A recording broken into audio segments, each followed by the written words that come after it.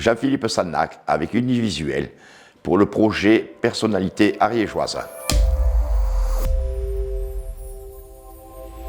Bonjour à tous. Donc aujourd'hui, avant d'accueillir Jean-Philippe Sannac, notre invité d'un Personnalité ariégeoise, je souhaiterais introduire notre sponsor, Philippe Raja, qui est donc avec nous et qui est le directeur de l'Hôtel de France à Pamiers. Bonjour Philippe. Bonjour, bienvenue. Merci, merci beaucoup, merci pour votre accueil. Donc l'Hôtel de France, c'est un hôtel de renom sur Pamiers. C'est ici même que l'on se trouve et qu'on va tourner cette vidéo. C'est un hôtel qui a plus de 70 ans d'existence. Alors Philippe, est-ce que tu peux nous en dire un petit peu plus sur l'hôtel ? Bien sûr, bienvenue à toute l'équipe. Je vous accueille ici dans un établissement où je représente la 3e génération. C'est un établissement de 31 chambres qui propose également un restaurant, une salle de réunion et une salle de fitness. Nous accueillons essentiellement la clientèle d'affaires sur la ville de Pamiers, même si bien sûr nous sommes prêts à accueillir n'importe quelle clientèle. Donc on a adapté nos chambres en fonction de ces besoins-là, avec des connexions internet au débit dans toutes les chambres, de larges bureaux, des chambres vraiment pensées à la direction de la clientèle d'affaires. Ouais. Nous avons plus récemment également développé une dernière catégorie de chambres où on les a entièrement rénovées et on a créé donc des chambres supérieures. Nous sommes essentiellement ouverts donc, du lundi au jeudi soir. Et ça fait 20 ans que vous avez repris l'institution donc, avec votre épouse. Et en 20 ans, il me semble que vous avez déjà récolté plusieurs labels. On a été labellisé Bib Gourmand au guide Michelin. Nous sommes également membres du groupe Logis Hôtel. Plus récemment, on a décidé de rejoindre la labellisation Maître Restaurateur. Qui est donc le seul label d'État qui certifie que toute la cuisine est faite maison. La restauration est possible chez nous uniquement en semaine pour le dîner, et ensuite les week-ends, c'est toujours pareil, ou les midis, pour des séminaires, pour des groupes, pour des repas de famille. On a également une activité traiteur. J'ai une petite question anecdotique. Pamiers est une ville assez festive. Est-ce que vous avez pu rencontrer et accueillir des personnalités ? Alors, j'ai l'habitude de dire qu'à Pamiers, on reçoit le monde entier. Effectivement, quelques grandes figures. Il nous est arrivé de recevoir, à l'occasion des Tours de France notamment, de recevoir tous les plus grands coureurs. De temps en temps, il nous arrive aussi de recevoir les artistes qui peuvent se produire sur la ville. Et c'est vrai de tout le temps. Zitron est venu ici, Yannick Noah, plein d'artistes. Vous l'aurez compris, donc l'Hôtel de France est vraiment une structure de renom où on peut venir passer un séjour très agréable. Merci Philippe. Et je vous dis à bientôt. Oui, merci. Et je vous passe la balle à mon cher ami Jean-Philippe pour la suite de l'interview. Merci à vous. Nous voilà donc avec Jean-Philippe Sannac. Bonjour Jean-Philippe. Bonjour Léo. Merci de nous faire l'honneur de votre présence. On ne vous présente plus, Jean-Philippe Sannac. C'est de grandes sociétés sur le département de l'Ariège, fondées en 1974, il y a plus de 50 ans. Vous avez repris donc les sociétés Sannac en 99 et vous avez monté les sociétés Sannac d'un chiffre d'affaires de 300 000 € à plus de 4 millions d'euros en passant de 10 employés à plus de 100 employés. C'est ça, c'est exactement ça. On reviendra sur tout ça, sur tout ce parcours, mais avant tout, dites-nous, les sociétés Sannac, qu'est-ce que c'est concrètement ? Alors les sociétés Sannac, ça a été créé donc en 1974 par mon père qui a commencé taxi sur Saint-Jean-du-Falgras. Ensuite, il a créé la société d'ambulance en suivant. Je suis rentré moi dans la société en 1985. On était 7 ou 8 salariés, une petite structure familiale. Et en 1999, j'ai racheté les parts de ma sœur, de mes parents, et je suis parti tout seul. À ce moment-là, j'ai racheté l'ancienne concession Toyota, M. Bergeau et M. Vivian Cerny, et nous avons monté les pompes funèbres. Vous êtes diversifié, hein ? On s'est diversifié. Voilà, parce qu'en premier temps, donc, comme on l'a dit, c'est votre père qui a donc fondé les sociétés Sannac en 1974, on l'a déjà dit. Il y avait combien d'ambulances à ce moment-là ? Là, il y avait, je crois qu'on avait une ambulance, 2 taxis et 2 vaisselles. Voilà, et vous, à votre reprise donc, en 99, vous avez souhaité vous agrandir. Donc, c'est exactement ça. Donc vous avez acheté plusieurs concessions.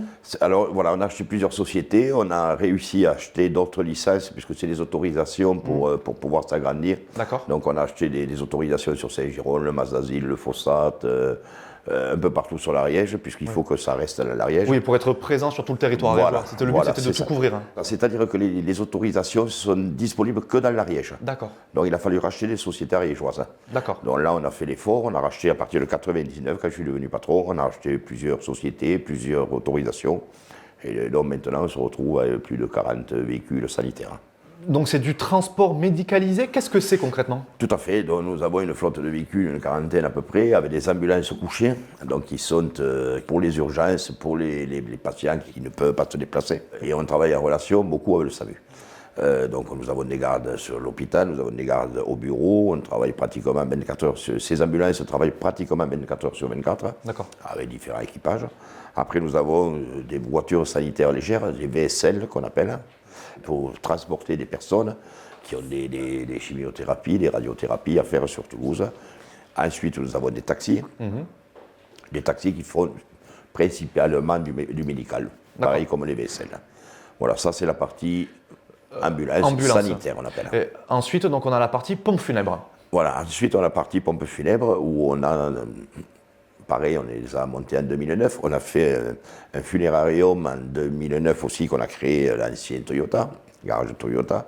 On a appris à créer un autre funérarium à Mazères, à côté des maisons de retraite. Et nous avons un funérarium à Mirepoix aussi. D'accord. Voilà. Et ensuite, vous avez donc des magasins. Et on a des magasins qui sont à côté des funérariums. Donc on a Mazères, Saverdun, Pamiers et Mirepoix. Ensuite, vous avez donc un magasin de matériel médical. C'est bien ça? C'est ça, un magasin de matériel médical. Oui. Donc ça, c'est un appoint. C'est un appoint, c'est-à-dire c'est pour notre patientèle, si vous voulez, où on peut louer des lits médicalisés, on fait tout le matériel médical. D'accord. Voilà. Et l'avantage qu'on a, c'est qu'on a un service. On a un service de proximité. C'est-à-dire qu'on peut se déplacer chez les personnes. Il y a une panne, on est réactif. Pour un lit, pour un fauteuil roulant, on sait tout faire. Hein. On a des employés qui savent tout faire. On fait de la livraison de couches, de la livraison de matériel. Vous êtes très complet. Oui, c'est vraiment une offre, je trouve, qui va de A à Z, en fait, au final. Exactement. Donc après, vous avez donc diversifié l'activité. Et en 2018 ou 2019, nous avons monté les minibus en location. D'accord. Qu'est-ce que c'est les minibus en location? Alors, les minibus en location, c'est des minibus 9 places qui se conduisent avec un permis VL de voiture légère. Actuellement, on a plus de 35 véhicules à location. D'accord. Et ça, c'est destiné à qui? Au grand public? C'est aux associations? Aux associations, c'est destiné au grand public, aux particuliers, à n'importe qui. Voilà. Les comités d'entreprise, voilà, on a toute une sorte, un panel de personnes qui nous louent ces véhicules et c'est vrai que ça tourne très bien. D'accord. Et on a agrémenté cette flotte de 4 véhicules de frigo, donc qui permettent de faire pour les personnes des mariages, des baptêmes. Oui, par rapport aux traiteurs, c'est ça, c'est les traiteurs, voilà, nous travaillons frigorifiques, beaucoup avec les agriculteurs, les GAEC, D'accord. voilà, qui viennent louer, les bouchers, les charcutiers. C'est un besoin que vous aviez identifié sur le département. Il y avait un manque à ce niveau-là? Alors j'avais eu un ami qui faisait du portage de repas. Et un jour, il est arrivé et il nous dit j'ai le fourgon en panne, j'ai galéré pour en trouver un, il a fallu que j'aille le louer sur Toulouse et ça m'a fait tilt. Donc j'ai dit on va essayer d'acheter des frigos et donc on en a acheté 4 et ça se loue très très bien. Vous avez intégré, donc je dis bien intégré, hein, la société, donc les sociétés Sanac en 1985, vous aviez 18 ans. Oui. C'était donc votre père qui était patron à cette époque-là. Tout à fait. Pour revenir un peu sur vous et votre enfance, vous étiez plutôt bon élève? À l'école, c'était pas mon fort. C'est vrai? Oui, ça ne me passionnait pas.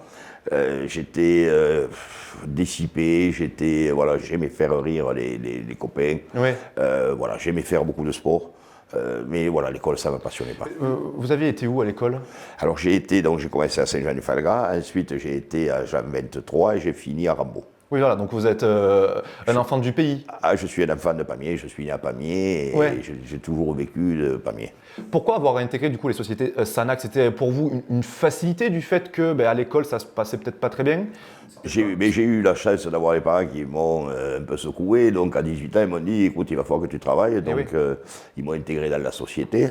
Et à partir de là, j'ai compris que j'ai certainement mûri, j'ai compris qu'il fallait que je travaille. Et donc je me suis passionné pour ce métier et pour le business, développer les sociétés, voilà, c'était ma passion ça.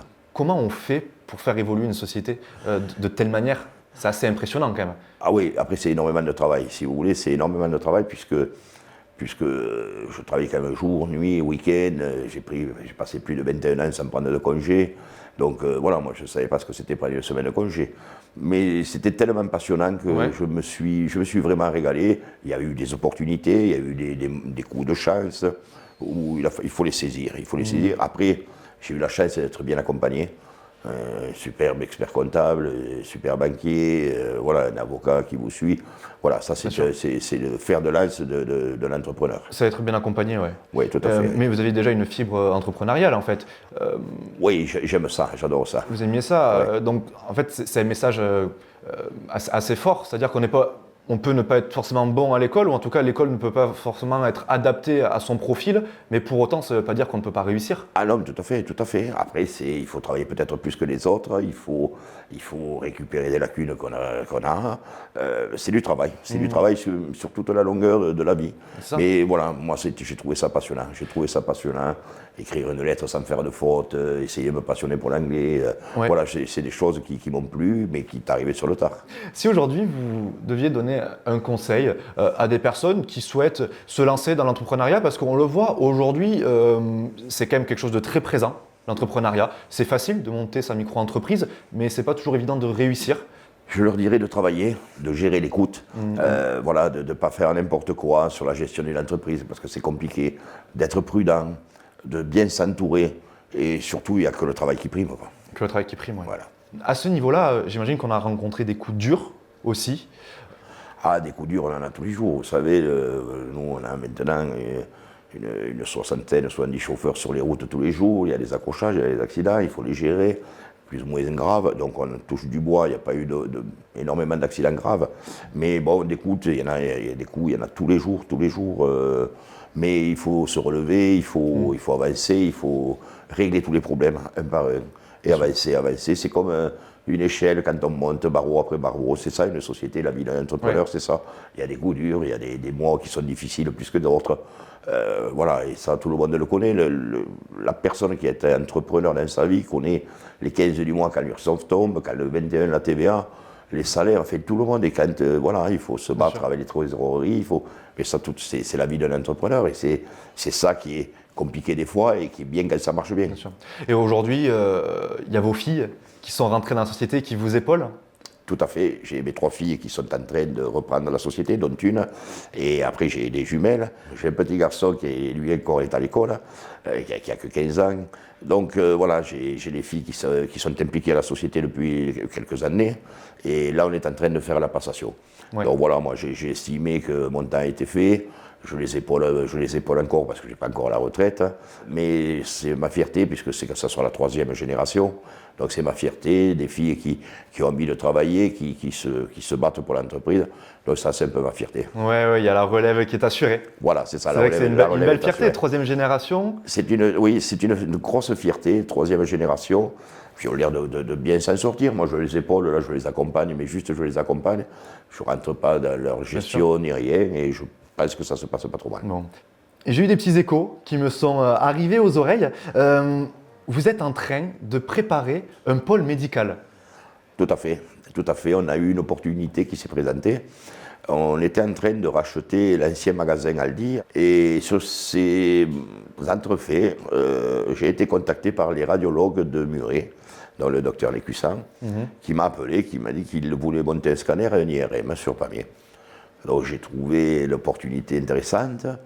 On a fait des dossiers qui ont duré un peu plus de temps, puisque ça a été refusé sur l'Ariège, accepté après sur la RS Occitanie. Et de fil en aiguille, voilà, on fait, c'est facile. Ouais. Je leur mets à disposition un terrain et ils vont construire un pôle de radiologie. D'accord. Pas médical, de radiologie avec scanner, IRM, échographie, radiologie. Et en plus, il y aura des radiologues présents tous les jours, c'est-à-dire pour la lecture des résultats, et donc les gens repartiront avec les résultats. Donc c'est une avancée pour Pamiers, c'est énorme. Et j'ai eu cette idée de faire ce pôle médical, ensuite en complément des radiologues, d'installer donc des médecins. Donc, D'accord, ah oui, parce que initialement l'idée était de faire un centre de radiologie et là vous venez compléter cette idée-là par un pôle médical. Tout à Donc fait. c'est très complémentaire. Tout à fait. Pour bien le situer, hein, c'est le pôle médical et le centre de radiologie sera au niveau de Jean 23, hein, c'est le il Aldi à sera côté en de face Jean l'entrée 23. Voilà. Voilà, il sera tout à fait, il sera en face de l'entrée Voilà. de Jean 23. Quel Voilà. professionnel on va pouvoir y retrouver? Alors là, on aura déjà des médecins traitants. Là, on est en train de travailler, de finaliser, parce que c'est très compliqué avec le docteur Com et le docteur Montlouis. Donc, on va avoir toute une gamme d'offres de médecins. On essaye de faire venir des nouveaux médecins. On a des cardiologues, on va avoir peut-être un ophtalmo, mais ce n'est pas encore signé. Après, bon, on aura infirmiers, on aura sages-femmes, on aura une offre importante pour la population à Pamène. Alors, on travaille sur la recherche de médecins. D'accord. On a des pistes, Il faut que les travaux démarrent, qui vont démarrer mi-avril. Voilà, pour que les gens se décident. On a déjà contacté plusieurs médecins. On va essayer de monter un peu les soins non programmés, comme on appelle. Oui. C'est-à-dire que les gens pourront venir consulter sans rendez-vous. J'imagine que c'est pas évident de Non, faire cette recherche de médecins et de professionnels. Non, c'est très très compliqué. Il faut se déplacer, il faut les appeler, il faut les recevoir. Faut les convaincre. Il faut les convaincre, il faut leur expliquer que Pamiers est beau, que d'être à côté dans un pôle groupé, c'est intéressant. Donc bon, on a un kiné qui va s'installer, on a un laboratoire qui s'installe, on a quand même des gens qui vont peser.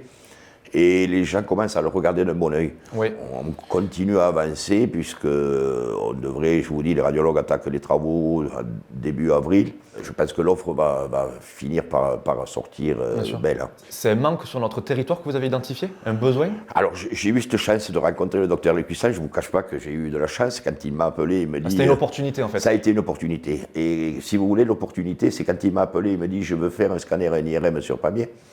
Je lui ai dit, mais de suite, j'avais rien à lui proposer. Je n'avais pas encore acheté le magasin en ligne, je n'avais rien à lui proposer. Et j'ai dit, il faut que je l'attrape. Je lui ai raconté pas mal de bobards, puisque je voulais le placer derrière mon bâtiment, sur une partie du terrain. Il m'avait dit, OK. Et après, en réfléchissant, on a acheté Aldi. Et je lui ai dit, je vais vous mettre là, est-ce que ça vous intéresse? Et là, il est parti du projet, la gare pas très loin, puisqu'il a des médecins qui vont venir. C'est plutôt bien situé, quoi. Très bien situé, pas loin du centre-ville. Ouais. Pour les Alpamins, ça va être énorme. Et donc voilà comment c'est parti. Et je pense que d'ici fin d'année, début d'année 2026, ça va ouvrir. Je sais que Saverdun et M. Caléja est dans la même dynamique que vous. Comment ça se fait? Ah oui, je pense qu'il est beau. Ouais. Il est beau, oui, Lui il est aussi, beau. Oui, il est très beau. Il est très bon. Écoutez, je sais que Pamiers a raté les ophtalmos ici, ils sont partis sur Saverdun, mais c'est quelqu'un dont je me nourris un peu parce qu'il fait de belles choses sur Saverdun. Et c'est quelque chose qui, voilà, moi, j'essaie de regarder les gens qui sont beaux. Avec votre vision, vous ne pensez pas être en concurrence l'un l'autre par rapport à ce pôle médical? Oh non, parce que lui, là, il a quand même sa population. Oui, à Saverdun. chacun va toucher un secteur différent, voilà, quoi. lui, il a sa population à Saverdun, on aura la nôtre. Oui. Je pense que de toute façon, ce centre de radio va servir aux Ariégeois en priorité, parce que les scanners, les IRM, c'est tellement complet à l'hôpital. C'est vrai que maintenant, quand on doit prendre des rendez-vous, ça dure vraiment très très longtemps. Et donc ça permettra, j'imagine, une certaine fluidité entre le pôle médical de Saverdun et de Pamiers. C'est un vrai service public, quoi. Voilà, je pense que c'est une belle offre pour les Ariégeois. Ouais. Voilà, avant de dire que c'est pour les Apamais, c'est pour les Ariégeois en général. Bien sûr. Voilà, après, c'est vrai que ça va faire du bien d'avoir des radiologues, et des scanners et des IRM, c'est ce qu'on a de plus en plus besoin. Sur place, parce que là, il faut aller ou à Muret ou à Toulouse. Et ça permettra peut-être de désengorger un petit peu aussi le Chiva. Si on arrive à monter notre offre de soins non programmés, je pense qu'on désengorgera les urgences du Chiva qui sont déjà énormément bouchées. Qu'est-ce que c'est les soins non programmés pour ceux qui ne connaissent pas? Les soins non programmés, demain, vous taillez, vous avez des points à faire, vous avez une cheville tordue, vous avez un genou tordu, vous avez des médecins qui vous accueillent de 7h le matin ou 7h30 à 19h le soir. Sans rendez-vous, vous arrivez. Et l'avantage que nous avons, c'est que nous avons un infirmier à côté, nous avons un cardiologue s'il le faut, un kiné, un labo et bien sûr la radiologie avec scanner, IRM, échographie. Oui, en fait, c'est un mini-centre d'urgence, quoi. C'est pour la bobologie, on va dire. C'est de la bobologie. Voilà, ça permet de désengorger donc les hôpitaux. Et franchement, je pense que ça sera le bienvenu sur notre territoire. Oui. Si on y arrive à monter, si on arrive à finaliser ce projet, je vous assure que ça va faire quelque chose de bien. Je souhaiterais maintenant qu'on revienne sur votre passage donc au SCA, au club de rugby donc de Pamiers. Vous avez été donc président du SCA de 2015 à 2022. Aujourd'hui, quel est votre attachement au rugby et notamment du coup au SCA? Ah, moi, le SCA, c'est mon club de cœur. Je peux pas je peux pas le cacher. J'ai été président, c'est vrai, j'ai pris cette présidence en 2015, où je me suis vraiment, vraiment régalé. J'ai passé de très, très, très bons moments. On a fait de très, très belles choses. Mais c'est quelque chose que j'avais envie de faire. Je l'ai fait peut-être. Qu'est-ce que ça a été vos motivations Écoutez, pour devenir président? vous savez, quand vous êtes entrepreneur, moi, ce club, je le suis depuis. Enfin, j'ai joué à l'école de rugby, donc c'est mon club de cœur. Quand je voyais ce club qui vivotait, et que vous êtes entrepreneur dans l'âme, j'ai dit un jour je le reprendrai. Un jour c'est arrivé, peut-être un peu plus tôt que prévu. Et j'ai dit allez, on y va. Et donc voilà, on est parti de la Fédérale 3 à la Nationale 2. Et ouais, c'est ça, vous avez réussi à rehausser le club. Qu'est-ce que vous avez apporté de plus à ce club-là pendant votre présidence? On a essayé d'amener des nouveautés, de jouer le samedi soir, d'aller chercher des joueurs, des bons joueurs, de faire revenir tous les anciens Napamens qui étaient partis, jeunes, donc qui jouaient sur Castanet, qui jouaient sur Toulouse, Blagnac. Donc on est allé rechercher tous ces jeunes. Et donc, on a monté, et puis on a fait une dynamique où on a fait des matchs à plus de 3000 personnes. Et il y avait Philippe à l'entrée de l'émission, Raja. Il m'a énormément aidé. J'ai eu sa femme trésorière pendant des années. On a fait des équipes féminines. Ouais. On avait l'école rugby, on a créé les babies à partir de 3 ans. On a créé pas le centre de formation, mais le centre d'entraînement. Donc c'est avant le centre de formation. Oui. On avait créé une salle de muscu. On avait fait Ouais. vraiment, on était un peu plus de 500 licenciés. C'est vraiment un joli club. Quelles ont été vos motivations de quitter cette présidence? Ah, j'étais fatigué. J'étais Oui. fatigué. On avait une belle équipe, on avait un beau projet. Après, ça a été compliqué puisque vous savez que il faut des aides publiques. Hein. Et les aides publiques, elles ont été coupées. Donc, au bout d'un moment, il a fallu que je dise stop. C'est-à-dire que les aides publiques, c'est la mairie, c'est ça? C'est la mairie de Oui, Pamiers qui subventionne? il y a un peu tout le monde. Il y a le département. J'aurais voulu faire un club. Les gens n'ont pas compris ma démarche. J'aurais voulu faire un club de jeunes Oui. ariégeois.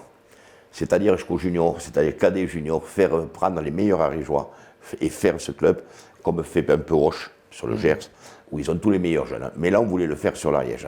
Et créer cette dynamique de jeunes, garder les cadets et garder les juniors. D'accord. Et ces jeunes, les envoyer sur des gros championnats.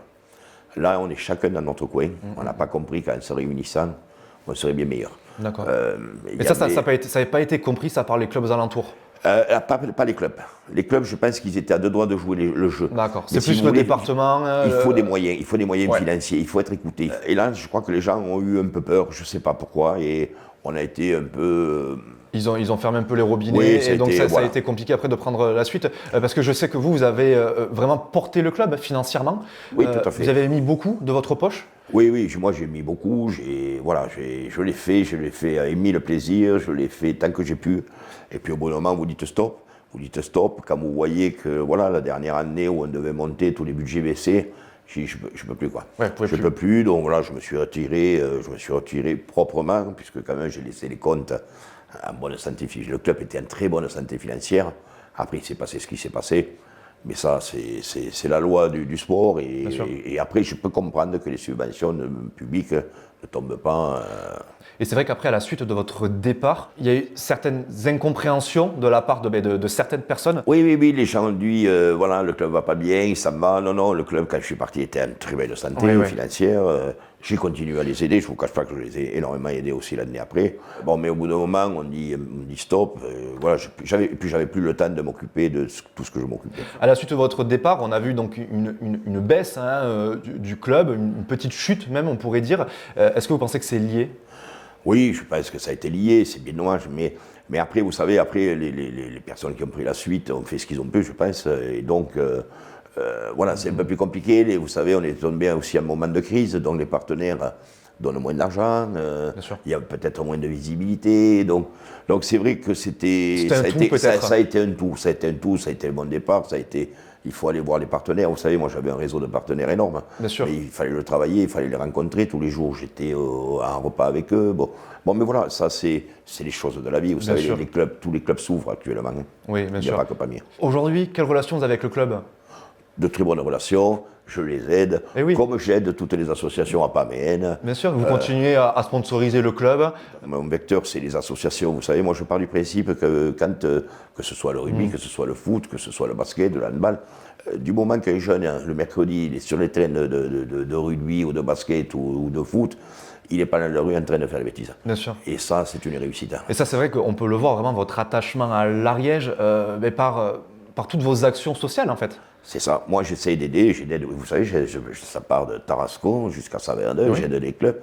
Voilà, après des clubs qui me le rendent, puisqu'il y a du business derrière, bien entendu. Voilà, je trouve que c'est bien l'Ariège, quand même, qu'elle puisse se développer, parce qu'on le mérite, hein, et PAMI en particulier. Parce que c'est vrai que Sanac, on le voit partout. Oui. Vous aidez énormément d'associations. C'est assez impressionnant. Oui, on aide énormément d'associations. On essaye de maintenir les associations, puisqu'elles aussi, elles ont le problème des baisses d'argent public. Je souhaiterais qu'on revienne sur un sujet qui me tient à cœur, parce qu'il y a de nombreuses années, il y a eu des échos sur un projet donc, de cinéma multiplex. Tout à fait. Sur le département. Et c'est vrai que sur le département, on a toujours plaisir à aller regarder des films donc, au cinéma de Pamiers, ou au cinéma de Saverdun, au cinéma de Aix-les-Thermes, au cinéma de Tarascon, et je dois en louper. Mais c'est vrai qu'une grosse structure multiplex, c'est peut-être quelque chose qui manque sur le département. C'est vrai. Qu'est-ce que c'était à ce projet ? Écoutez, on avait trouvé un projet, parce que j'aime faire de belles choses, et j'avais l'envie de créer ce cinéma. Je sais qu'il y avait un besoin sur Pamiers. Il y avait intérêt qui restait sur la zone d'activité à côté d'Intermarché. Et donc, je m'étais renseigné avec la mairie. J'avais contacté des gens qui allaient tenir le cinéma. On s'associait un peu ensemble. Moi, je montais le bâtiment et eux, ils montaient le cinéma. J'avais contacté des personnes qui faisaient aussi des enseignes. Et on avait trouvé un joli concept, puisqu'on avait, au départ, on faisait 3 salles ou 4 salles, pour à terme en finir à 7 salles. D'accord. Et donc, avec les enseignes qui venaient aussi autour du cinéma. Puis après, le projet n'a pas pu se réaliser. Et bon, ça, c'est des... C'est anecdotique. Ça fait râler sur le moment, mais je m'étais plaint un peu sur la dépêche à l'époque. Mais bon, voilà, c'est dommage parce qu'on a raté le coche. Pour clôturer cette partie, vous nous avez parlé donc du pôle médical, qui est un projet actuel. Est-ce qu'il y a d'autres projets à venir ou en parallèle ? Non, pour le moment, Non, non. pour le moment, On fait une pause, on finit ce projet. Voilà, on le met en piste et puis je pense qu'il y aura d'autres projets, mais bon, pour le moment, l'instant, rien n'est écrit. Vous avez quand même un parcours atypique, mais je trouve un parcours très inspirant. Et c'est aussi là tout l'intérêt de ce projet Personnalité ariégeoise, c'est aussi de montrer qu'on peut partir de zéro. Vous n'avez pas fait spécialement de grandes études. Aujourd'hui, vous êtes vraiment un acteur social, on le voit, sur le département de l'Ariège. Est-ce qu'on n'aspire pas des fois à une carrière politique ? Alors écoutez, par moments, ça vous trotte la tête, hein, vous savez. Bah ouais. Donc on se posera les bonnes questions au moment voulu, Voilà. qui arrivera bientôt, je pense. Et je vous en informerai. Bon, on en saura peut-être un petit peu plus tard, Tout à fait. s'il y a quoi que ce soit. Tout à fait. En tout cas, merci beaucoup, Jean-Philippe Sanac. C'était Merci vraiment, Léo, merci de m'avoir fait confiance, de me recevoir. Et voilà, et je te remercie et je te souhaite longue vie surtout. Merci de même. Merci. Merci à vous d'avoir suivi cet épisode de Personnalité ariégeoise. Et comme d'hab, n'hésitez pas à liker la vidéo, à partager, à commenter, à poser des questions donc à Jean-Philippe si jamais en commentaire. On se retrouve donc semaine prochaine pour découvrir une nouvelle personnalité.